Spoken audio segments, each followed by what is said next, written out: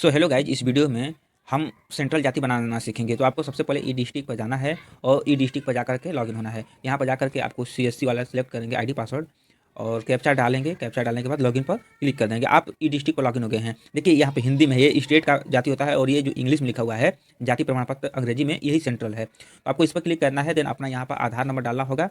फिर उसके बाद यहाँ पर कैप्चा डालेंगे। कैप्चा डालने के बाद यहाँ पर क्लिक करेंगे। फिर उसके बाद सबमिट कर देंगे।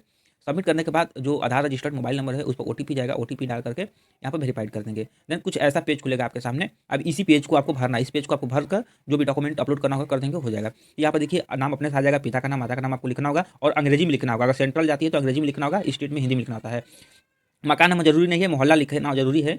मोहल्ला में जैसे मान लीजिए जो भी ग्राम सभा है गांव का नाम वो लिख देंगे। फिर उसके बाद ये अपने से सिलेक्ट रहेगा। आपको तहसील सिलेक्ट कर लेना, जो भी सिलेक्ट होगा, जो भी तहसील होगा उसको सिलेक्ट कर लेंगे। देन उसके बाद आपकी ग्राम सभा कौन सी है उसको इस लिस्ट में खोज लेंगे। जो भी ग्राम सभा होगा उस ग्राम सभा को आप खोज लेंगे। तो चलिए मेरे केस में ये रहा, मैंने कर लिया। अब देखिए ऊपर वाला ही सब, मतलब कि यहाँ पर आप अपना तहसील सिलेक्ट करेंगे। फिर उसके बाद आपको ऊपर वाला का सब जब डेटा है यानी कि अस्थायी पता में वही यहाँ पर टिक मार्क कर देंगे तो सब अपने से ऑटोमेटिक यहाँ पर चला आएगा। देख सकते हैं ये आ गया। अगर कुछ अलग है तो आप यहाँ पर अलग लिख भी सकते हैं।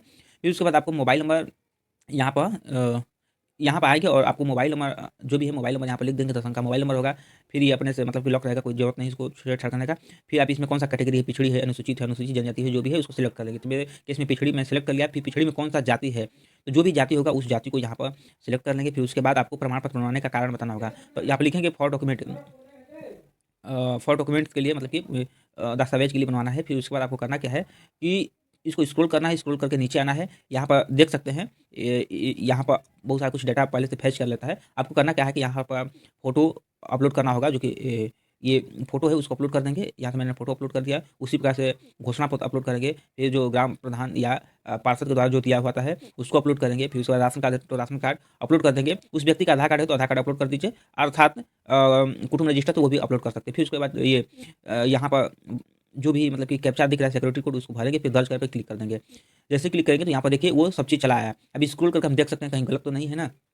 यहाँ पर आप पढ़ सकते हैं, अगर कहीं गलत रहेगा तो संशोधन भी हो सकता है। तो मेरे केस में सब सही है। यहाँ पर मैं 4 डॉक्यूमेंट अपलोड किया हूँ, यहाँ से दर्ज कर सकते हैं। और आवेदन संशोधन करना तो यहाँ से कर सकते हैं, वापस होम पेज पर यहाँ से जा सकते हैं। तो अब क्या करना है कि हमारे केस में ये कंप्लीट रूप से भर दिया गया है सेंट्रल जाति। अब आपको पेमेंट करना होगा तो आपको जाना होगा, एक नया टैब लेना होगा और नया टैब लेकर के आपको यहाँ पर लिखना होगा सहज लॉगिन। सहज लॉगिन से ही पेमेंट कटेगा। तो सहज होम वाले पर क्लिक करेंगे और इसके बाद आपको इसको कट कर देंगे। फिर उसके बाद लॉगिन पर क्लिक करेंगे।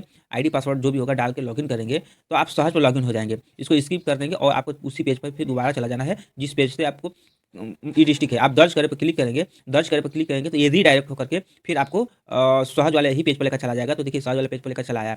अब आपको यहाँ पर 30 रुपया का अमाउंट कटना है। जो भी सहज का पिन है 4 अंक का, जैसे फोन पे गूगल पे में चलता है उससे पिन बनाए हैं, उस पिन को डालेंगे। फिर सहज का पासवर्ड डालेंगे। मोबाइल नंबर जरूरी नहीं है, चाहे तो डाल करके डाल सकते हैं। फिर उसके बाद यहाँ पर ओके करेंगे। ओके करने के बाद इसको फॉरवर्ड कर देंगे, फॉरवर्ड अथॉरिटी। ये आपका कंप्लीट हो गया, आप देख सकते हैं।